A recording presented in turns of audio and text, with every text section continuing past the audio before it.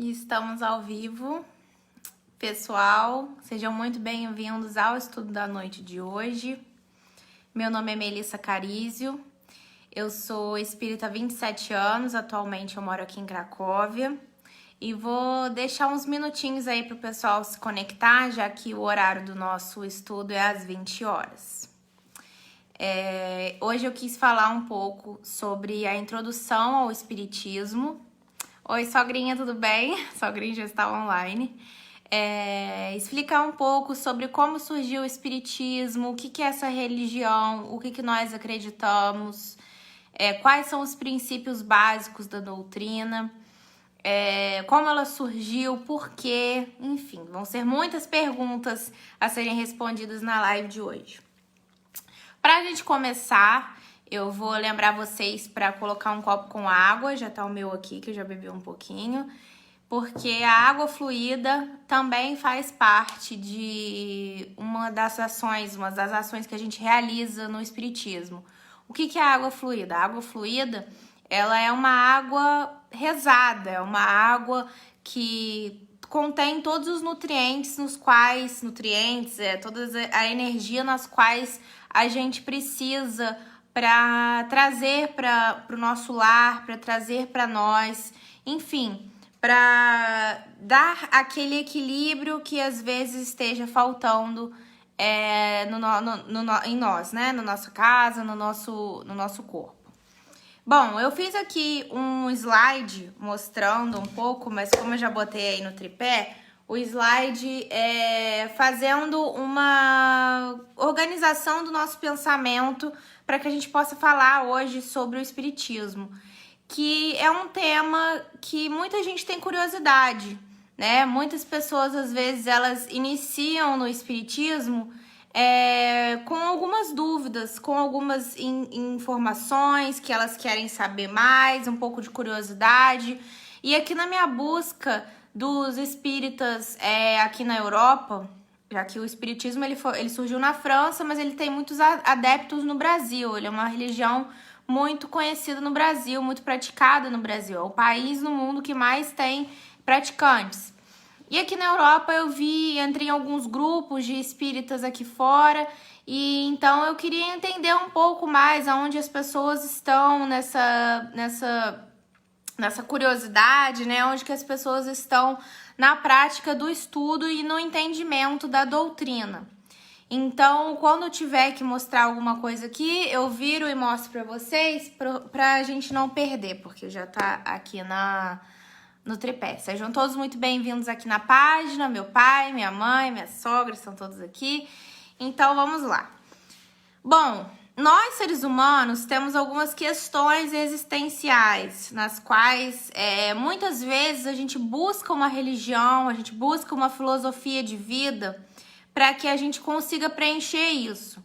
E isso nada mais é do que pensamentos que a gente tem desde que o mundo é mundo. Acho que todo mundo já se perguntou em alguma época da vida quem somos nós, para onde nós vamos, quem é Deus, qual é o nosso propósito no mundo, o que tem depois da morte, por que algumas pessoas sofrem mais que as outras, por que existe a desigualdade, aonde está Deus quando ocorrem determinadas mortes, determinadas catástrofes. Então, são perguntas que muitas religiões respondem e cada um entende a sua maneira. Mas o espiritismo, ele é uma religião que ele buscou respostas no sobrenatural, né? Até então, é uma novidade aí para outras religiões. Novidade em 1800, né? Porque agora a gente já é bem conhecido. Nós temos outras religiões também espiritualistas que falam sobre. Mas essas perguntas, elas são baseadas em estudo, elas são baseadas na observação, elas são baseadas na prática científica e no relato que o mundo espiritual deu para nós, para que a gente criasse a base da doutrina. Então, quem sou eu? De onde vem o meu espírito? Quais são as minhas aptidões? Qual é o meu propósito no mundo? todos nós temos as mesmas sortes, os mesmos fracassos. Quem são meus pais? Por que uns filhos se dão bem com os pais e outros não se dão bem com os pais? Por que existe a desigualdade das riquezas? Se Deus é justo, por que existem pessoas pobres, existem pessoas ricas? Porque muitas das vezes a gente vê impunidades nos crimes, né? Então, às vezes a gente se pergunta essas coisas.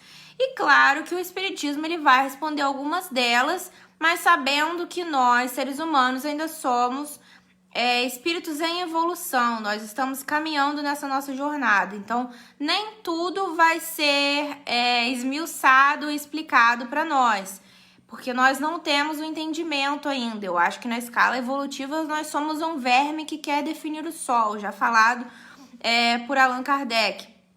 Então, o que for do nosso entendimento, nós vamos assimilar. O que não for, à medida que nós vamos evoluindo, nós vamos entendendo mais. Então, a base do Espiritismo, aqui eu coloquei Kardec,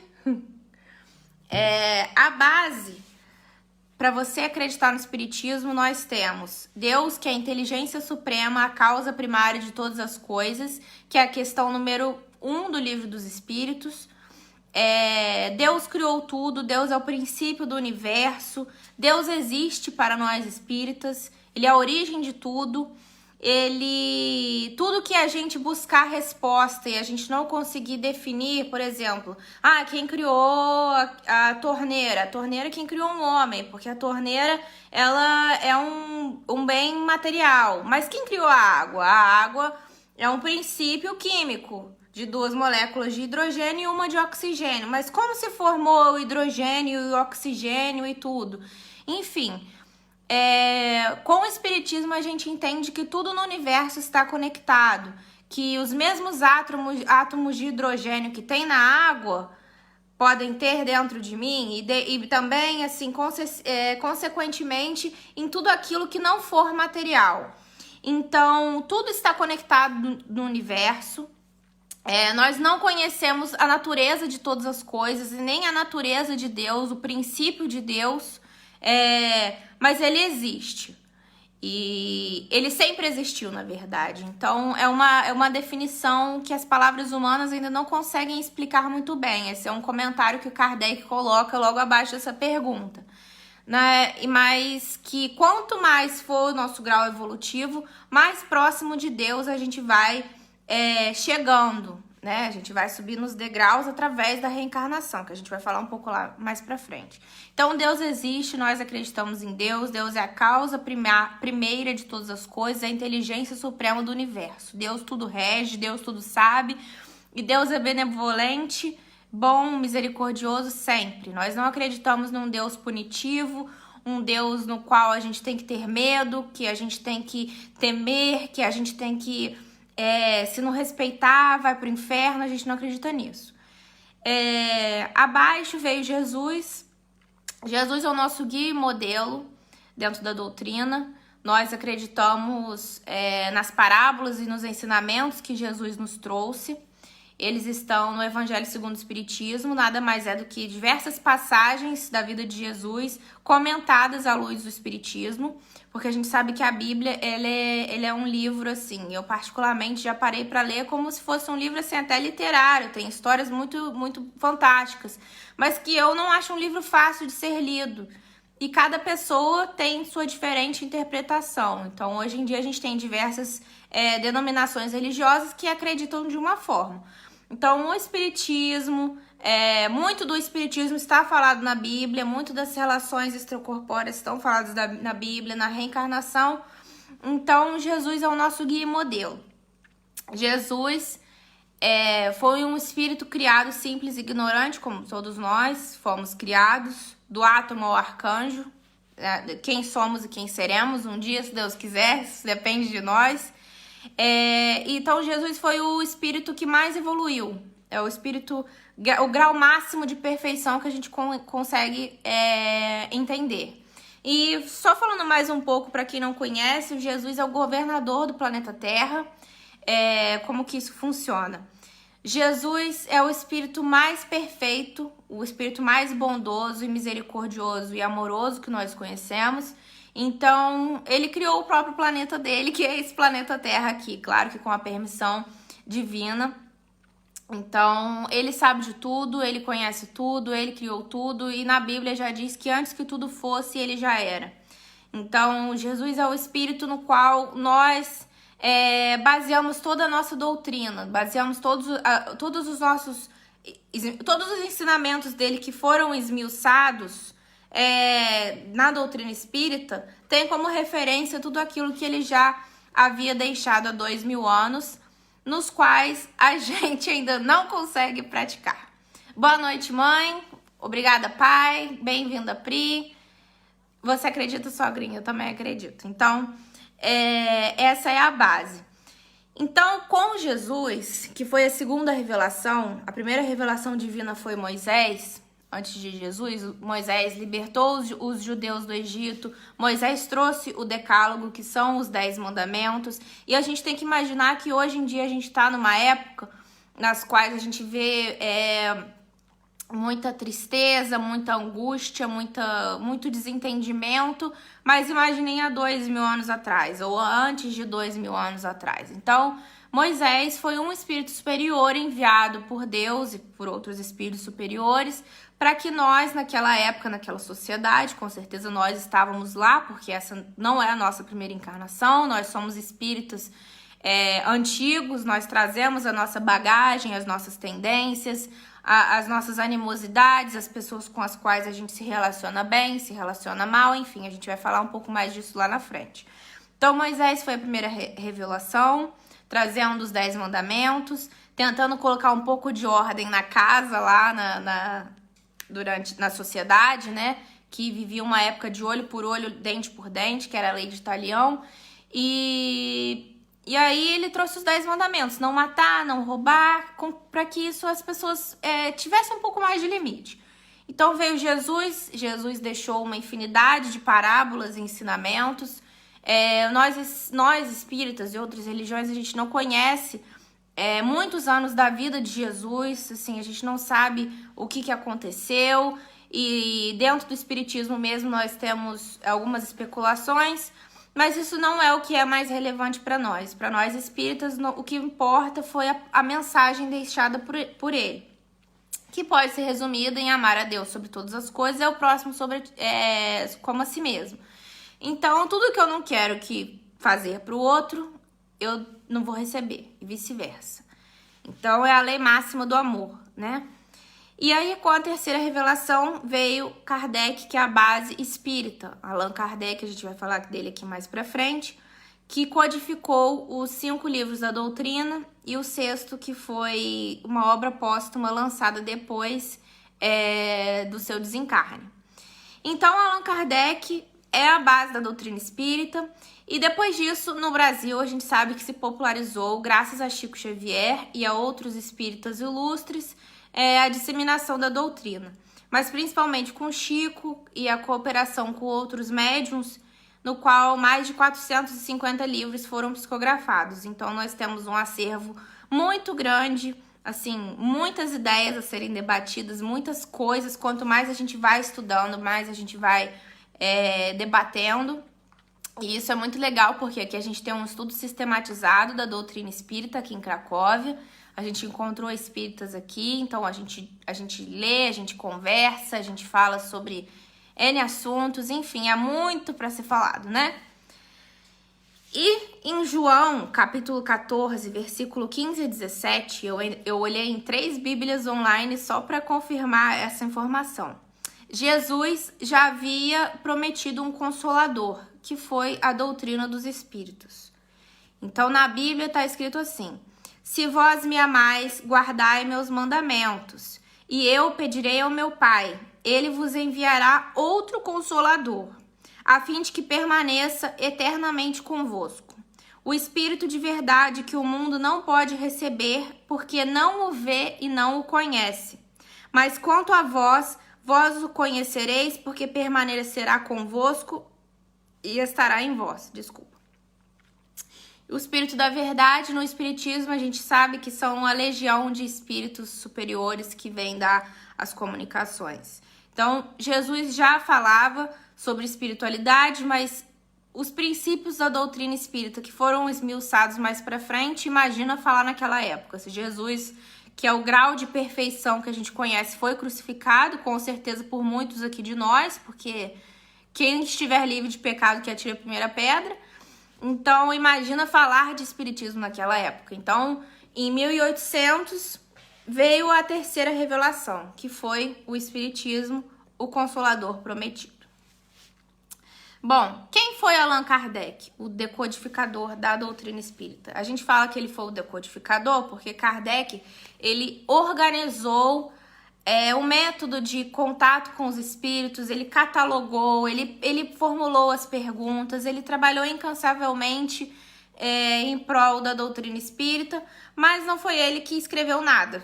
Quem escreveram foram os espíritos, né? Então aqui de novo uma foto de Allan Kardec, esse é Allan Kardec aqui.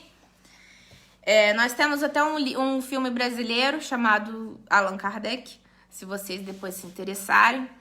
Então tá, falando um pouquinho sobre ele. Ele nasceu na França em 1804, o nome dele era Hippolyte Léon Denisard Rivail. E ele adotou o pseudônimo de Allan Kardec mais tarde em algumas comunicações, nos quais os espíritos já haviam falado para ele que esse tinha sido um nome de uma encarnação anterior dele. Ele veio numa família de estudiosos, a mãe dele era escritora, assim, uma família assim, muito inteligente. E era uma época, em 1800, marcada por agitações políticas, conflitos sociais e religiosos. Era a época do reinado de Napoleão I. Então, a gente sabe que teve a Revolução Francesa, tiveram o Iluminismo, enfim, diversos movimentos sociais. E a gente sabe que no passado as informações sagradas, né, o estudo das religiões ficavam restritas ao clero, aos sacerdotes, aos padres, enfim, aqueles ligados à Igreja Católica. Então, falar sobre religião e catalogar uma religião, imagina uma religião sobrenatural, né, negada por todas as religiões vigentes, foi uma tarefa muito difícil para ele. Então, pode-se dizer que nessa época Allan Kardec era uma pessoa na qual ela tinha já um preparo, né? Não foi assim uma pessoa aleatória que falou assim, eu vou aqui escrever o espiritismo. Não foi assim. Ele veio de família de estudiosos, ele estudou nas melhores escolas. Aos 10 anos ele foi estudar na Suíça com Pestalozzi, né? Que criou um novo método de ensino, mas eu não vou me estender aqui porque a gente já tem muita coisa para falar. Kardec abriu a própria escola, onde ele ensinava física, matemática, anatomia comparada e retórica. Eu tirei todas essas informações do site da FEB também. Se tiver errado, a gente vai lá e reclama com eles. Porque eu também... Aqui eu tô produzindo nada, só tô repassando. Ele era tradutor de livros, ele falava 6 línguas, ele publicou diversos livros na comunidade científica sobre física, sobre fenômenos magnéticos. Enfim, Kardec era o cara. Então... ele chegou aí pra trazer pra gente o espiritismo. Então, tudo bem. Aí ele começou a estudar, ele tava vivendo a vida dele lá normal, então a gente vai entrar aqui na parte dos fenômenos mediúnicos. O que são as manifestações mediúnicas? As manifestações mediúnicas são as manifestações extracorpóreas. São aquelas manifestações nas quais a gente não entende por que tá acontecendo aquilo, porque a gente não vê uma razão aparente se a gente pensar de forma material para aquilo acontecer. Por exemplo, tem muitos filmes de terror nos Estados Unidos que a porta bate, a mesa se arrasta, sai sangue da parede, enfim, um monte de ideias assim mirabolantes que eles inventam graças à criatividade deles, mas muitas delas são até acertadas. E aquilo ali não é uma mesa que mexe sozinha, aquilo ali não é uma porta que bate. Enfim, aquilo ali são espíritos, às vezes espíritos zombeteiros. Na época, Kardec fala que ele teve comunicações dos mais diversos espíritos, tanto espíritos superiores, que eles eram perceptíveis graças ao jeito que eles conversavam, né? Eu posso usar aqui diversos tipos de linguagem, uma linguagem mais rebuscada, uma linguagem mais não pobre, mas agressiva, enfim, dava pra ver que eram de diferentes ordens.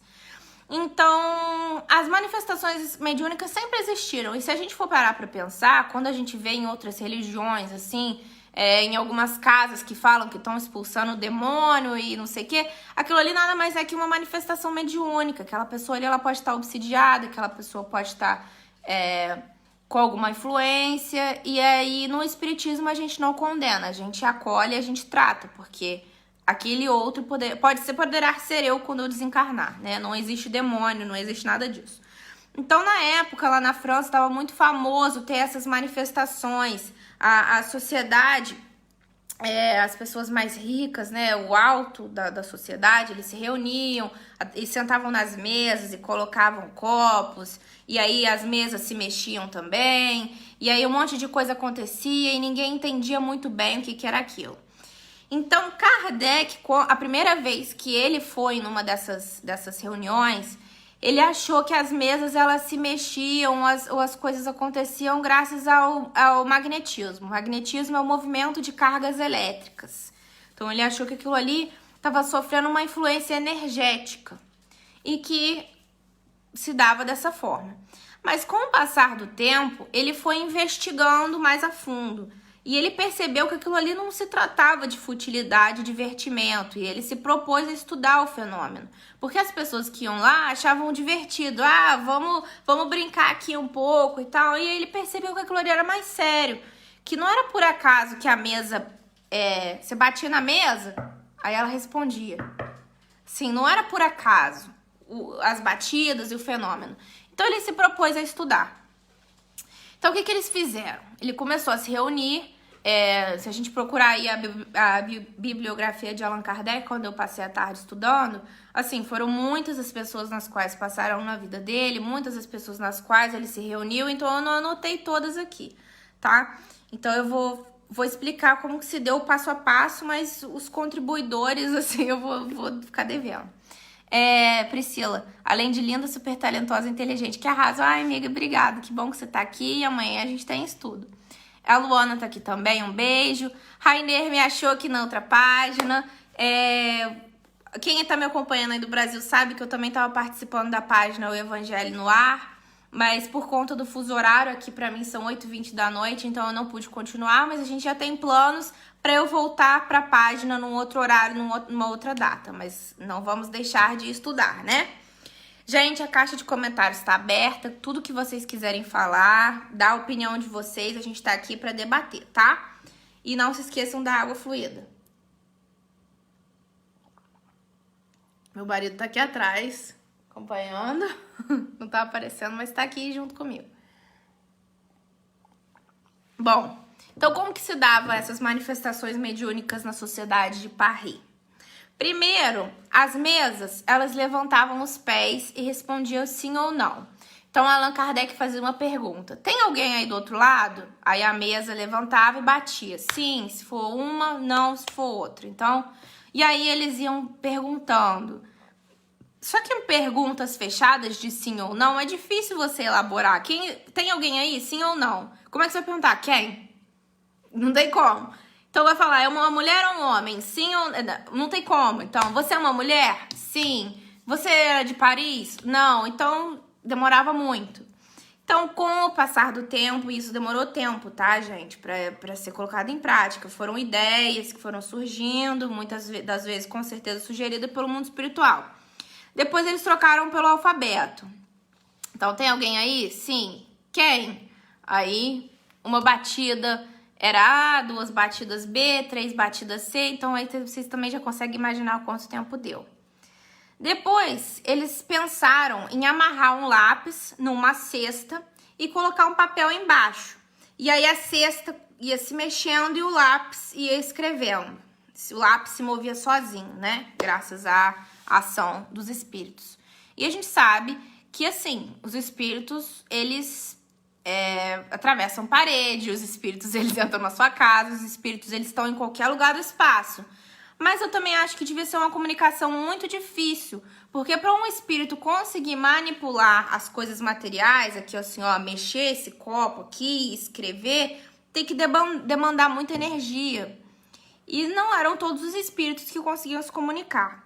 Então depois com esse pensamento do lápis, escrevendo no papel, foi muito simples pegar uma pessoa, que seria um médium, e colocar a pessoa, o papel embaixo, né? E a pessoa escrevendo.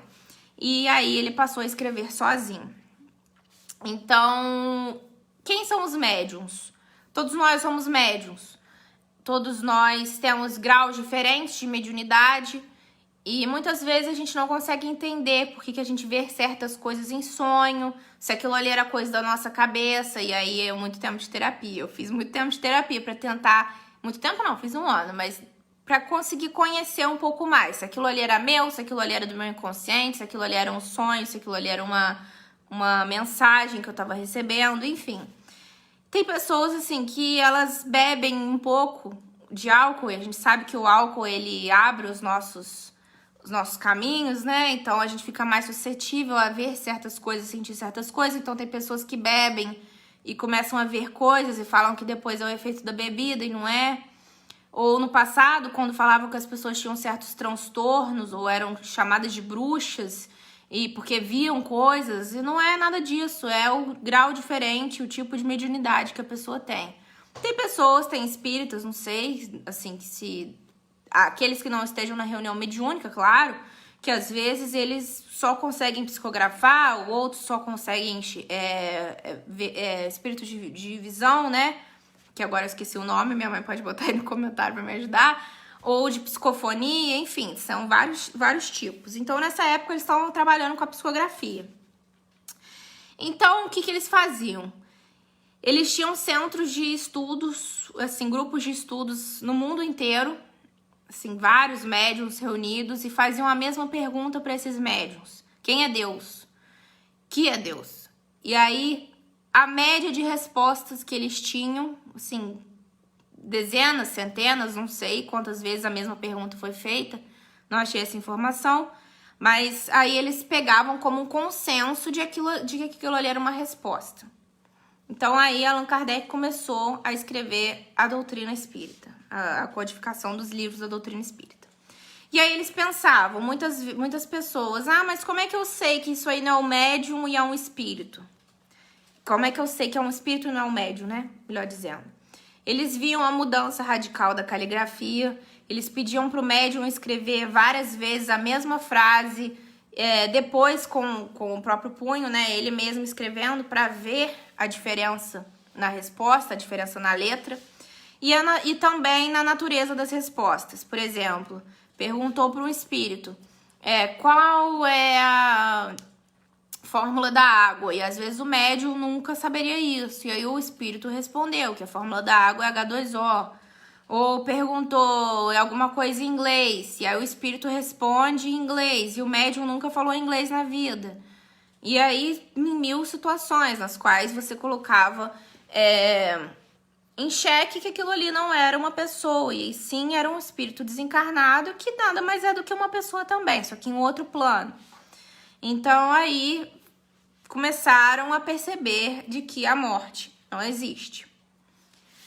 Então, em 1857, Allan Kardec psicografou o Livro dos Espíritos. O Livro dos Espíritos, inicialmente, ele tinha em torno de 500 e poucas perguntas, mas hoje em dia, se a gente abrir as versões mais novas, elas chegam... Tem umas que tem 1018 e outras 1019, mas eu sei que é porque uma é questão A e B, eu não sei se é uma diferença de editora, mas quando eu procurei no Google e nas versões que eu tenho, 1019.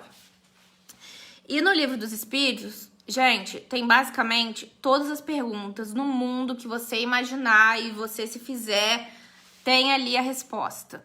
Ou se não é a resposta que você estava esperando, é mais ou menos aquilo que a gente consegue entender e fala, caraca, isso faz sentido. Então, o Livro dos Espíritos é uma questão já, é um estudo pra gente fazer mais pra frente, esmiuçando, né? Falando um pouco mais sobre. Mas no Livro dos Espíritos, ele faz um compilado de todas as outras questões. Ali ele fala sobre o Livro dos Médiuns, que fala sobre a mediunidade, como que se dá a mediunidade, o que é o sonambulismo.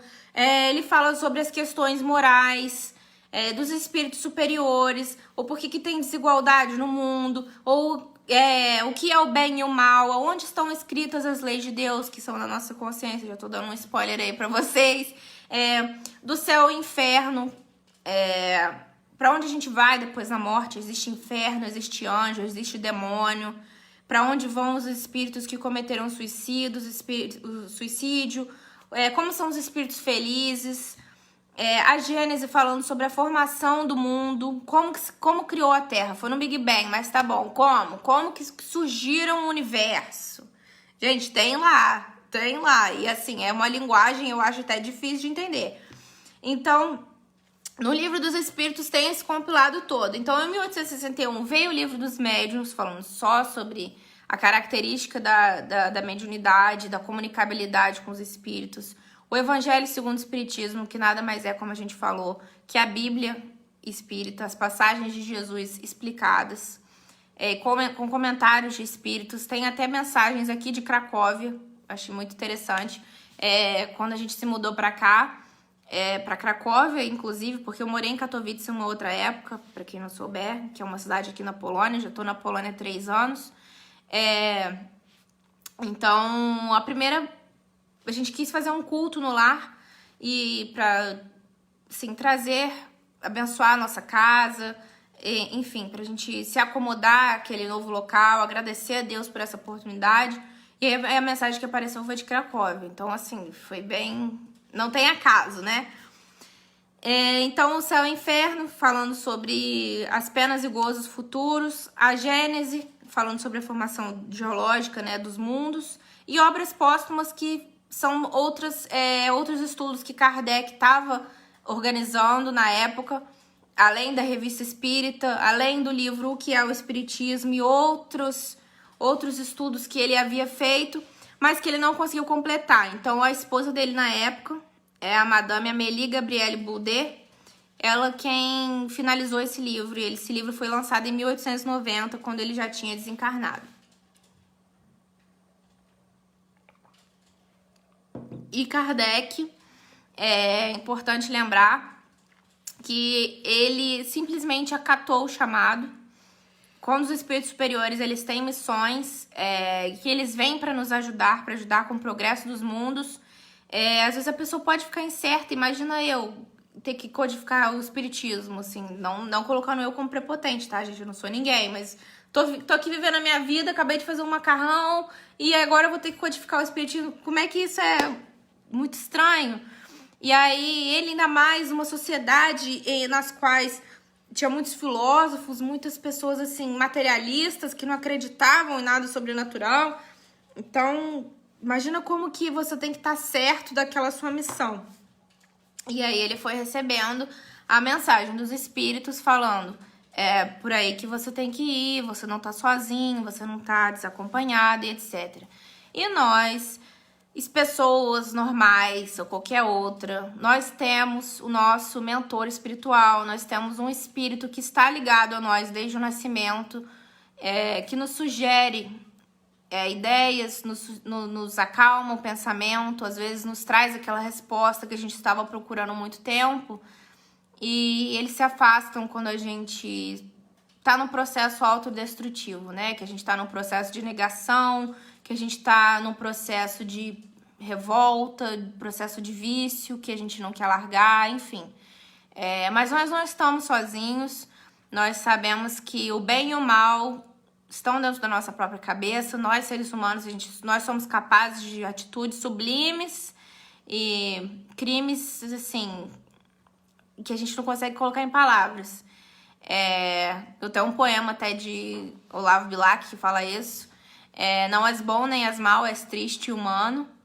A gente vive ansiando em maldições e preces, como se arder no coração tivesses o tumulto e o clamor de um largo oceano. Então, a gente pobre, no bem como no mal, padeces. Assim, às vezes a gente falha no bem e a gente falha no mal. Então, a gente tem que dar o nosso melhor.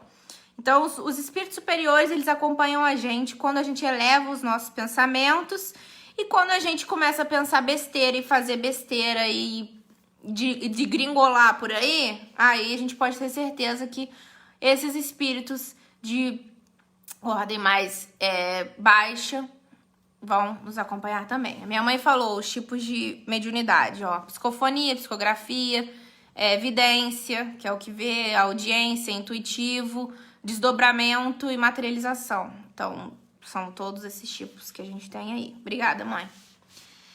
Então, o Espiritismo se firmou através das obras básicas. Esse é o básico do Espiritismo, se você quiser entender a doutrina. São esses livros. Então, o Espiritismo vem como uma doutrina, que é uma aliança da ciência, da religião e da filosofia. Da filosofia, da religião, por quê? Porque ele tem como fim a nossa transformação moral, aplicando os ensinamentos de Jesus.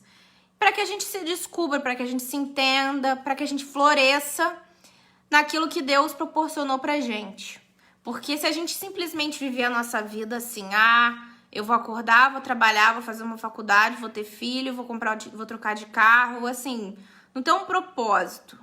Tudo bem, tem pessoas que não veem necessidade nisso, mas tem pessoas que veem. E quando a gente também só pensa em tudo de maneira material, a gente percebe que a vida fica sem graça. Então a gente precisa de alguma coisa que nos impulsione a crescer, a florescer. A ciência, o próprio Allan Kardec já falou, se algum dia a ciência provar que o espiritismo está errado em determinado ponto, abandone esse ponto e siga com a ciência. E hoje em dia, gente, pelo amor de Deus, que a gente tem é o quê? Terraplanista, pessoa duvidando de eficácia de vacina, né? Então, assim, se a ciência, se um grupo de pessoas que estuda de forma empírica, que faz teste, que faz observação, que cataloga, e aí você chega ali e você fala, não, eu não acredito porque eu não quero. Gente, não é assim que funciona. O negócio tá provado por A mais B, é como o ar que existe, é como os números, 1 mais 1 é 2. Existe conta matemática para provar o que 1 mais 1 é 2. Eu não sou matemática, eu tô longe disso, mas existe. Eu posso falar, nossa, por que não é assim? Eu não quero, mas, sabe?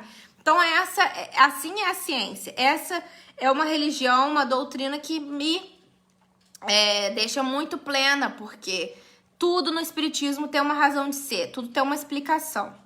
Não existe o sobrenatural, não existe assim o sobrenatural, foi um milagre que tal pessoa conseguiu, nossa, a gente fala muito dos milagres de Jesus, tudo bem, Jesus teve o direito de fazer o milagre que ele quisesse. Mas tudo isso também foi explicado, tudo isso tem uma razão, tem uma lógica. Porque se o universo não tivesse uma lógica, se o universo não tivesse uma pessoa, Deus não é uma pessoa, se não tivesse Deus e regras, a gente era o caos.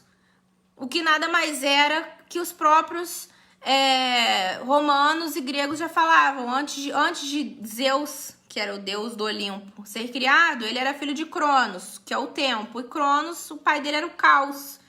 Não se sabe o que tem no caos. Era aquilo, então não tem como. Então, a ciência, a aliança da religião, da ciência, então todos os fenômenos têm por base observações científicas, estudos físicos, químicos, manifestações. A gente começa a ler quando a gente se aprofunda e a gente não entende, às vezes, nada. O meu pai, ele faz parte, assim, meus pais têm 700 anos de espiritismo, eu sou da IM7. Então, às vezes, ele tava num grupo que ele estuda com um físico que eu falo assim, gente, eu não consigo. Mas tá ali, está provado. E a filosofia? A filosofia ajuda a trilhar o caminho do autoconhecimento, respondendo questões existenciais, entendimento sobre a vida, etc. Foi aquilo que a gente falou lá no início, a pergunta. Então, eu vou responder como se fosse eu, tá? Quem sou eu? Eu sou um espírito de muitos anos que estou aqui para aprender cada dia mais, que trago comigo as minhas bagagens, as coisas boas e as ruins que eu fiz, que trago comigo toda a inteligência que eu já adquiri de outras vidas, que trago comigo as habilidades que eu adquiri, tanto que eu sou boa com algumas coisas e, assim, pior na parte da matemática, por exemplo, tentei, mas não deu muito certo. Então eu sou um espírito, eu sou um espírito e tudo que é criação divina nós também somos. Então eu sou parte de Deus, que é meu pai, e Deus faz parte de mim. Então tudo está conectado. Qual é o meu propósito no mundo? Todas as vezes que nós reencarnamos, ou seja, nós somos espíritos encarnados. Então toda vez que eu desencarno, que foram muitas vezes, ainda vão ser muitas vezes até eu chegar à perfeição relativa, eu vou ter um planejamento espiritual. Esse planejamento, ele decide assim, quais vão ser as minhas provas aqui no mundo, quais vão ser os meus desafios, o que eu tenho que me melhorar, com quem eu tenho que me acertar, qual vai ser a minha religião, a minha profissão, quem vão ser meus pais, quem vai ser meu cônjuge, ali, Vitor Hugo. Enfim, esse planejamento que às vezes a gente fala, ai, tudo aconteceu na minha vida por acaso. Não foi por acaso. Eu escolhi jornalismo porque por acaso eu escrevia bem e eu gostava de estudar sobre. Por acaso eu conheci o Vitor, que foi meu marido, e quem nos conhece sabe que a gente tem uma conexão, uma ligação assim muito parceira. A gente é muito amigo, a gente é um casal, mas a gente concorda em muitas coisas, a gente se estima muito. Então, assim, isso não é do nada, né? De onde eu vim? Eu vim de outra encarnação, criada simples e ignorante, do átomo ao arcanjo, que vai ser o que a gente vai trilhar. Nós passamos pelo mineral, nós passamos pelo vegetal, passamos pelo animal, estamos na fase hominal e um dia seremos a fase angelical. O que há depois da morte? O que há depois da morte vão ser um estado temporário, não existe uma punição eterna pelos nossos erros. Aliás, nós não estamos livres de pecado, pecado não existe. Então, o que há depois da morte? Aquilo que eu mesma praticar. Eu vou colher tudo aquilo que eu plantar. Pode ser uma situação feliz, mais feliz, quando eu desencarnar. Pode ser uma situação mais complicada. Se eu for uma pessoa muito materialista. Oi, Ana, amiga, tudo bem? Ai, que saudade, que bom que você tá aqui. Por que umas pessoas sofrem mais que as outras? Nada mais é do que um processo de que elas criam para elas mesmas aquela lei de ação e reação, gente, é a lei mais básica e a principal do universo. Aquele mal que eu faço, ele vai voltar para mim. Aquele bem que eu faço, ele vai voltar para mim. E a gente vai ter que reparar isso depois, porque o certo é a gente fazer o bem. Por que existe a desigualdade? A desigualdade é uma criação humana, mas que serve para que a gente pratique caridade com outras pessoas, para que a gente tenha um olhar mais benevolente, mas ela também serve como prova de humildade, prova de que a gente tem que trabalhar para conquistar as nossas coisas, prova de que nós não somos melhor do que ninguém porque nós temos dinheiro. O dinheiro, aliás, é uma prova muito mais difícil, eu acho, que a pobreza. Tudo bem, eu nunca passei fome aqui, eu não posso falar isso. Mas o dinheiro, ele é muito fácil para você cair nos vícios, para você cair no egoísmo, no orgulho, na sensualidade, nas tentações. Porque ele mesmo não é nada, ele é só uma moeda de troca. E a gente sabe como que a pessoa ela fica soberba, a gente sabe como que a pessoa muda depois que ela ganha poder, que ela ganha dinheiro, né? Então, tudo isso são provas.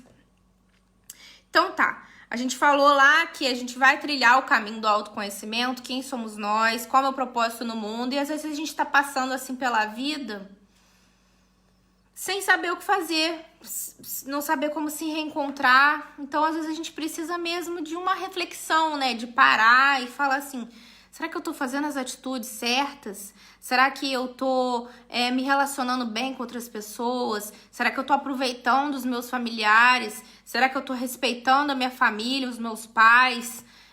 Será que vale a pena brigar por causa de certas coisas, sendo que depois a gente vai ter que reparar aquilo?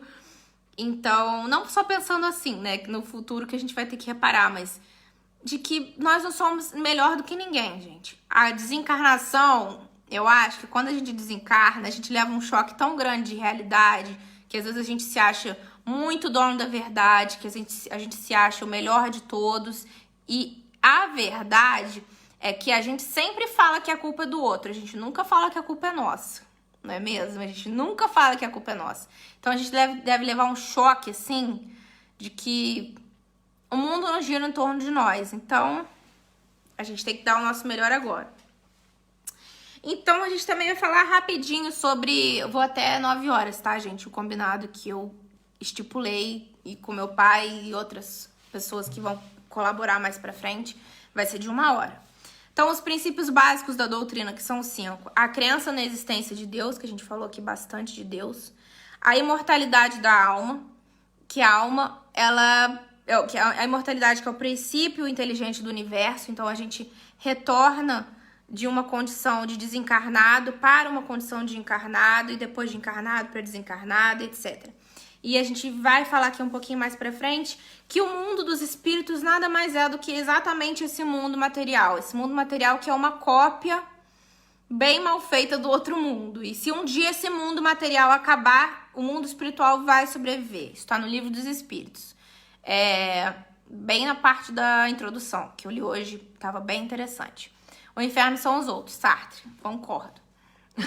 O inferno são os outros. Mas a gente também é o outro do outro. Então a gente também é um inferno pra eles, né?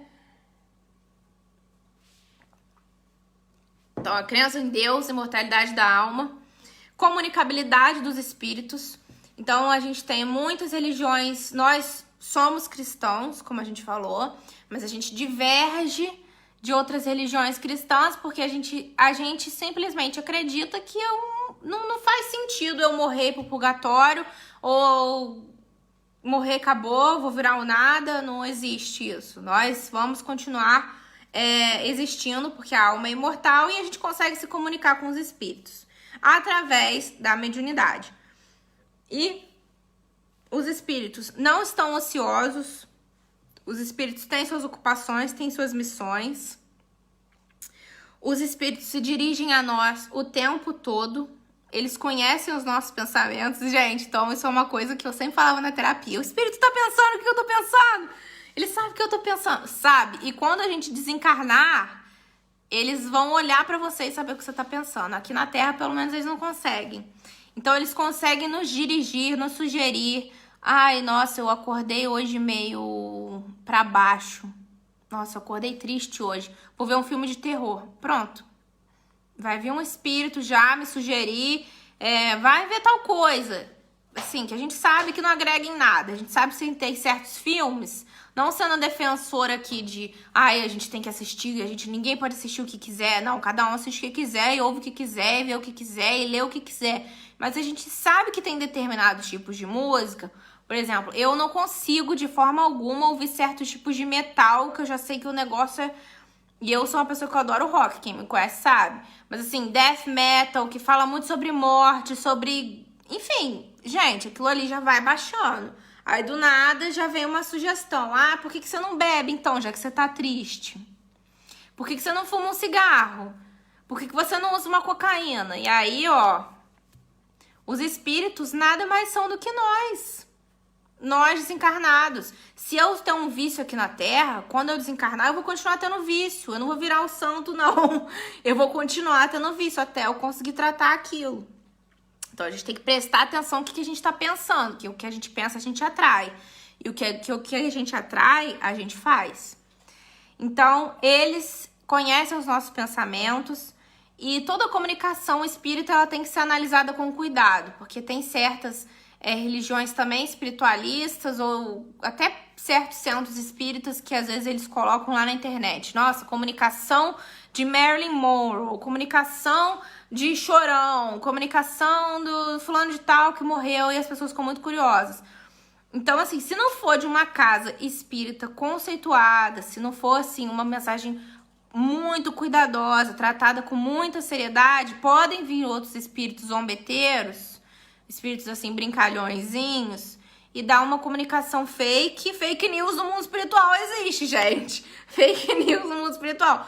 Dá uma comunicação que aquilo ali não é real. O próprio Chico Xavier, quando ele desencarnou, ele deixou só para 3 pessoas, 2 já estão até desencarnadas, um estilo de assinatura.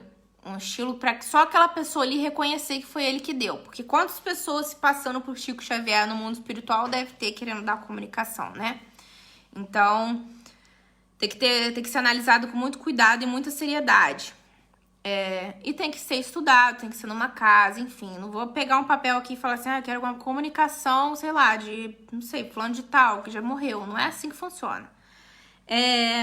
Nós acreditamos na reencarnação, que é o quarto pilar. E a reencarnação, ela é uma resposta para praticamente tudo no mundo. Tudo no mundo, reencarnação. Toda desigualdade, reencarnação. Por que eu tô sofrendo isso? Eu não fiz pra nada pra ninguém. Reencarnação. Tá pagando alguma coisa. Tirei pedra na cruz, atirou. Reencarnação, explica. E através dela, fomos criados simples e ignorantes, então vamos evoluir. Não existe isso de Deus tem seus preferidos, um é mais inteligente que o outro, um deu sorte na vida, outro não deu. Reencarnação. E uma palavra chave no espiritismo: livre-arbítrio. Livre-arbítrio. Nós podemos fazer tudo que a gente quiser. Depois disso tudo que eu falei pra vocês, nós podemos fazer tudo que a gente quiser. A gente pode fazer o que a gente quiser, só que a gente sabe as consequências. Então é aí que o espiritismo dói. É aí que o espiritismo machuca pra quem não tá tendo a autorresponsabilidade. Porque culpar o outro pelo nosso fracasso, culpar o outro pelos nossos erros, pela nossa raiva, é muito fácil. Agora, a gente ver que a gente teve o livre-arbítrio no passado e fez o que a gente queria, e agora que a gente tá sofrendo a consequência, a gente não fala não. Então, a gente tem o livre-arbítrio, Deus deixa a gente cometer os nossos erros, Deus deixa a gente cometer as nossas falhas, para que a gente consiga acertar, né? A evolução requer aprendizado, que é adquirido através de sucessivas reencarnações. Então, aqui na Polônia, o Chopin, que é o nosso amado Frederica Chopin, não nasceu tocando aquele piano. A gente vê vídeo na internet de pessoas, assim, crianças tocando piano como se, assim, nunca fez um estudo. Reencarnação, aquilo lá estava gravado no perispírito dela. E esse progresso não tem que ser intelectual somente, mas principalmente moral. Através da reencarnação também, nós temos o esquecimento do passado, né? Então, por isso que a gente não se lembra de outras encarnações, mas às vezes a gente tem uma sensação, já vivi isso antes, já conheço fulano de tal lugar. São sensações. Por que a gente esquece o passado? Porque se a gente lembrar do mal que a gente praticou, a gente não ia ter condição de reparar esse mal. E muitas das vezes, o mal que a gente praticou ou que foi praticado conosco tá ali no seio familiar. A gente encarna com pessoas das quais a gente tem um pouco de dificuldade de se acertar para poder pagar essa dívida. E na reencarnação a gente tem um plano de vida, né? Que foi o planejamento espiritual que eu falei. Compromissos que a gente assume na espiritualidade. E através da reencarnação, nós conseguimos espiar o mal que a gente fez e colocar em prática as provas que a gente está se propondo, né? O compromisso que a gente tem com a espiritualidade para poder evoluir cada vez mais. Então, Deus não castiga a gente por nada, Deus não pune, Deus não é injusto. Nós somos os causadores dos nossos próprios sofrimentos. Essa nada mais é do que a lei de ação e reação. E através da reencarnação, nós temos a lei de evolução, né? Que a gente falou. Por que uma pessoa é mais inteligente que a outra? Por que uma pessoa tem mais do que a outra? Enfim, lei de evolução. Cada um as suas obras. Cada um segundo suas obras. Já falou Jesus Cristo.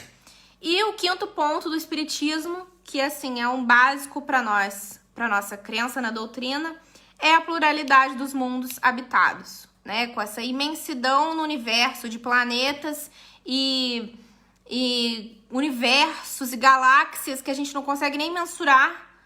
Assim, deve ser como contar os grãos de areia de uma praia, do oceano, assim, as galáxias, gente. Deus, olha como que Deus é infinito. Então, nós acreditamos que existem espíritos morando nesses outros mundos, mundos nos quais são mais evoluídos que a Terra, às vezes, e às vezes menos evoluídos que a Terra. A Terra, agora, ela se encontra num estágio de um mundo de provas e expiações, nas quais nós temos que expiar o mal que a gente fez e as provas que a gente tem para cumprir. E é um mundo ainda onde o mal predomina. E nós estamos caminhando para um mundo de regeneração. Então, por isso que muitas pessoas, as pessoas mais sensíveis, às vezes elas pensam, o mundo tá acabando, tá acontecendo muita coisa que eu não tô entendendo direito. E daquela angústia, a gente não entende, é porque a gente tá mudando o nosso padrão vibratório. A gente tá caminhando para um mundo mais feliz, mais ditoso, no qual a gente está agora. Outros pontos importantes da doutrina espírita que tá na introdução do Livro dos Espíritos, tá, gente? Tirei tudo hoje do Livro dos Espíritos. O mundo espírita é o normal pré-existente, o corporal e secundário, ou seja, que a Terra é uma cópia do outro mundo, como eu falei.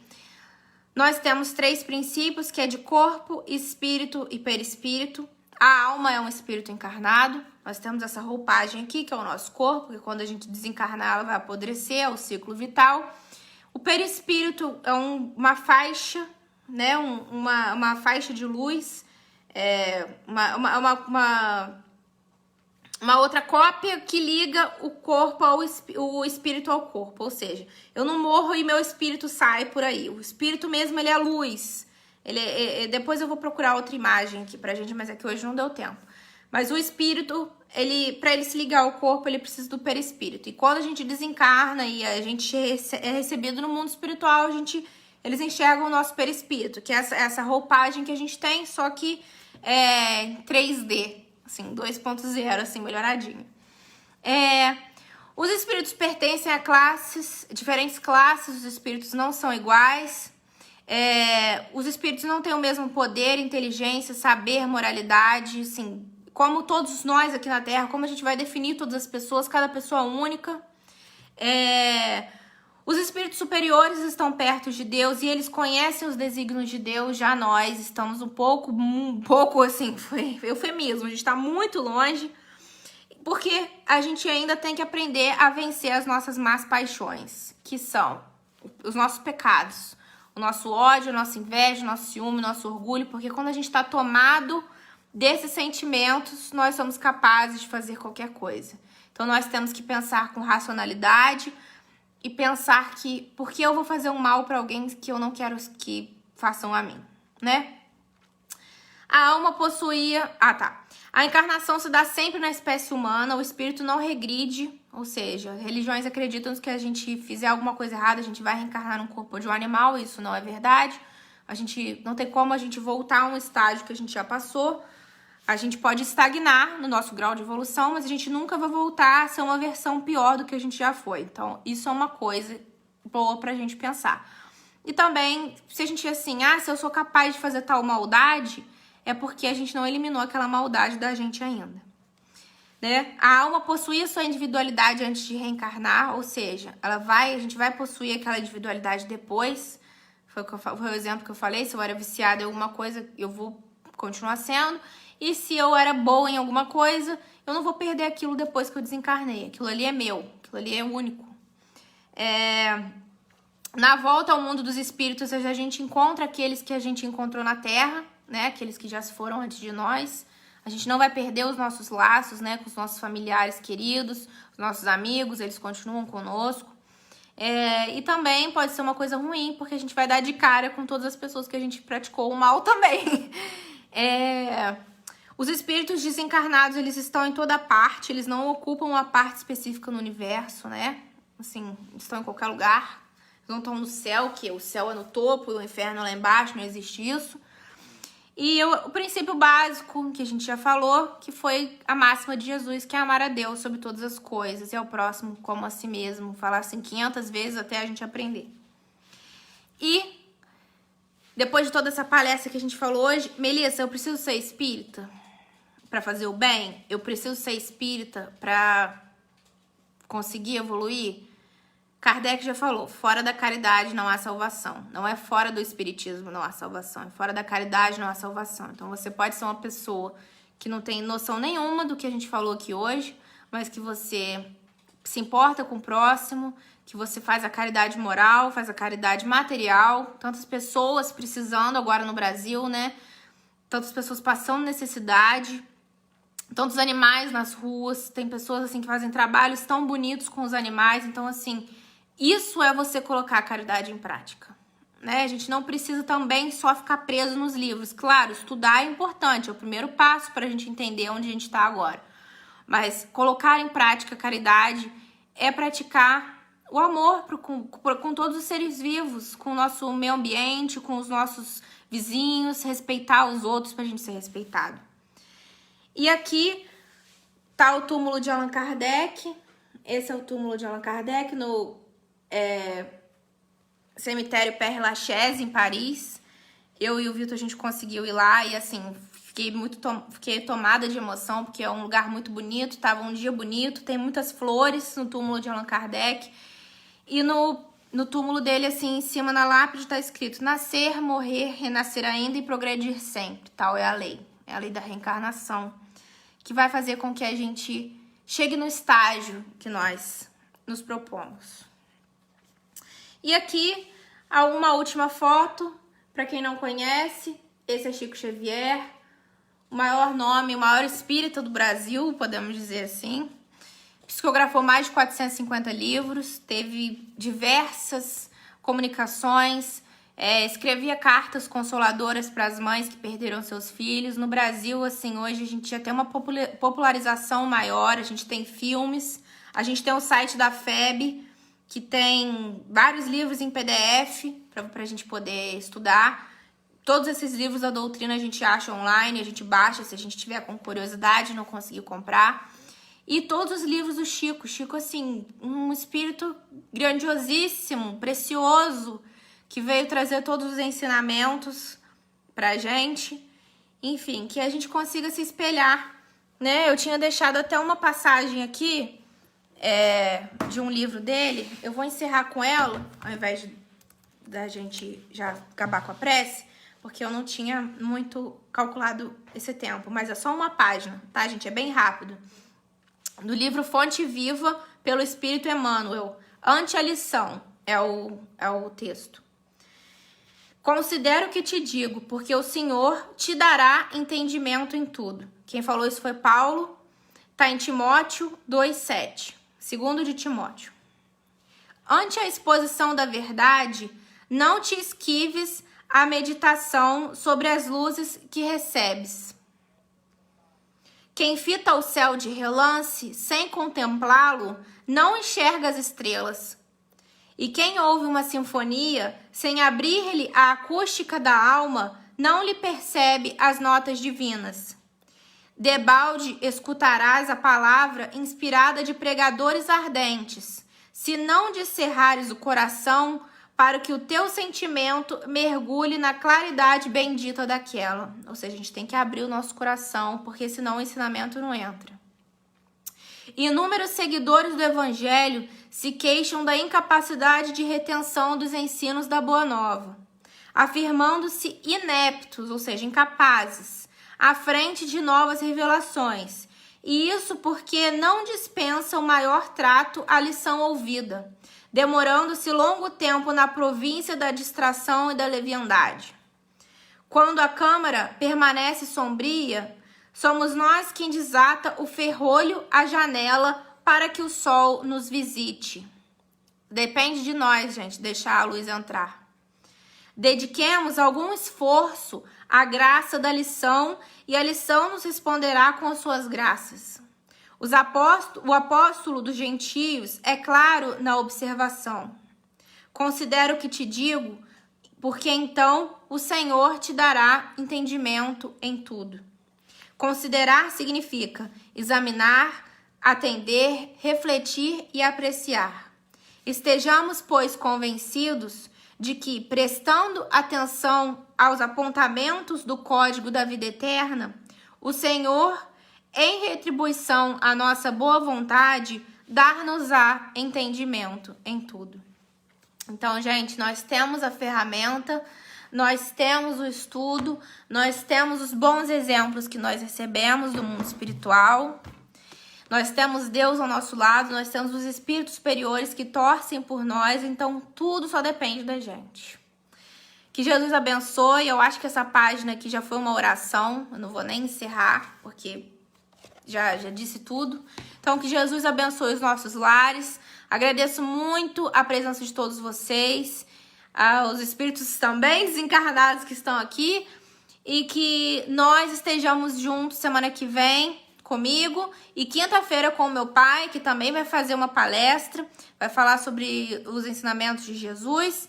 Então, que nós estejamos sempre juntos em sintonia para aprendermos, para colocarmos em prática os nossos ensinamentos. Isso aqui nada mais é do que uma conversa, né?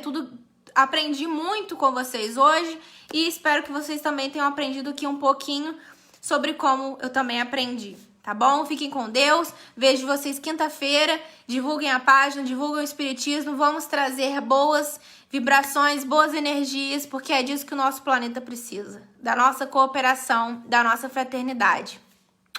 Beijo pra vocês.